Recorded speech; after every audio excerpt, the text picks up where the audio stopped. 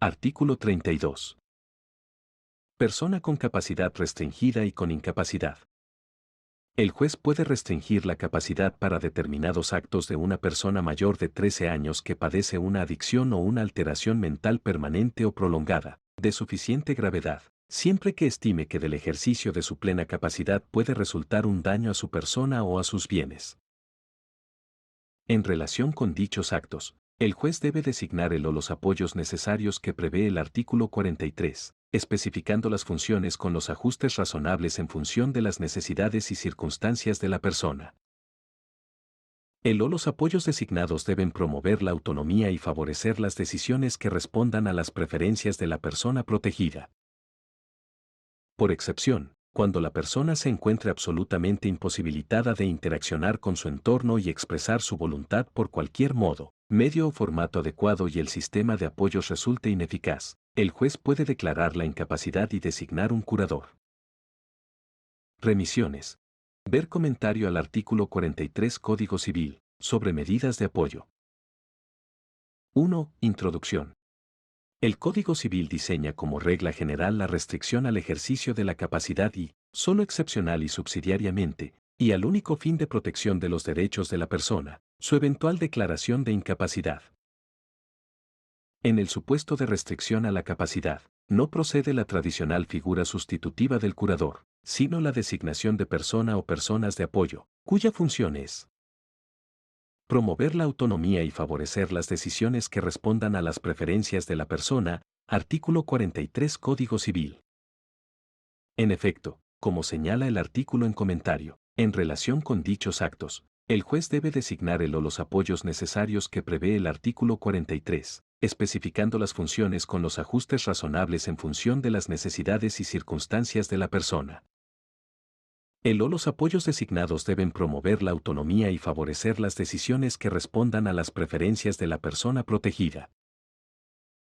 La solución establecida por el Código Civil responde a un firme y marcado avance sostenido desde la jurisprudencia y doctrina nacional, a la luz de la doctrina de los organismos internacionales, en especial el Comité de los Derechos de las Personas con Discapacidad, para la eliminación de las respuestas de sustitución y su reemplazo por figuras de asistencia y apoyo para el ejercicio de la capacidad jurídica de las personas con discapacidad mental, COUNC. Artículo 12 CDPD. Con la sanción de la Ley 26.657, y en el contexto de una reforma altamente ansiada anunciante de un nuevo régimen de salud mental, el artículo 152 tercese se conformó, sin embargo, con acercarse, tímida y confusamente, a un ya sólido andamiaje jurisprudencial doctrinario, al disponer que las declaraciones de inhabilitación o incapacidad deberán especificar las funciones y actos que se limitan, procurando que la afectación de la autonomía personal sea la menor posible. Esta solución, insuficiente desde la lupa de los derechos humanos de las personas comprometidas, aparece mejorada y superada en el Código Civil. Por lo tanto, en el supuesto en que la persona se halle en una situación extrema, en que se vea imposibilitada absolutamente de interactuar con su entorno, por cualquier medio, el Código expresa que el juez se incline por, luego de haber provisto los apoyos adecuados para la toma de decisiones, y si estos resultaran ineficaces, recién entonces se pronuncie por declarar la incapacidad. Pero solo como última instancia. 2. Interpretación del artículo 32. Para comprender adecuadamente cuál es el cambio que incorpora el Código Civil al hablar de restricciones a la capacidad, primeramente debe hacerse una distinción entre esta figura y la anterior inhabilitación. La condición de la persona sujeta a restricciones a su capacidad en el Código Civil no es la del inhábil del cese. La restricción a la capacidad es una categoría genérica, que incluye un amplio abanico de posibilidades relacionadas con la amplitud o estrechez de los actos que han sido limitados a la persona por sentencia. En segundo lugar, la inhabilitación fue pensada exclusivamente para la protección patrimonial de la persona, direccionada a actos de administración y disposición, en tanto que la restricción a la capacidad apunta a actos personales y o patrimoniales. Finalmente, el efecto de la restricción de la capacidad no es la designación de un curador, ni siquiera en su modalidad más benévola de asistencia, sino la designación de figuras de apoyo, en los términos del artículo 12 CDPD. 2.1. Los requisitos determinantes. Mediante una fórmula objetiva, el Código Civil define las personas pasibles de restricción a la capacidad. Mayores de 13 años, con padecimiento de adicción o una alteración mental permanente o prolongada, de suficiente gravedad. El piso, impuesto en los 13 años, guarda coherencia con la categoría de adolescente incorporada en el Código Civil, artículo 25, y la inexistencia de discernimiento para los actos lícitos por debajo de dicha edad. El Código Civil elimina las etiquetas o calificaciones preexistentes, sordomudos que no saben darse a entender por escrito, dementes, disminuidos en sus facultades mentales, y reemplaza ello por enunciaciones genéricas, alteración mental y adicción. Además, se exige un supuesto material, dado por las circunstancias personales y sociales de la persona y no por su pertenencia a un grupo y/o a la identificación con un diagnóstico. Así, la declaración de capacidad restringida requiere que la persona se encuentre en situación de daño a su persona o a sus bienes consecuencia de sus actos.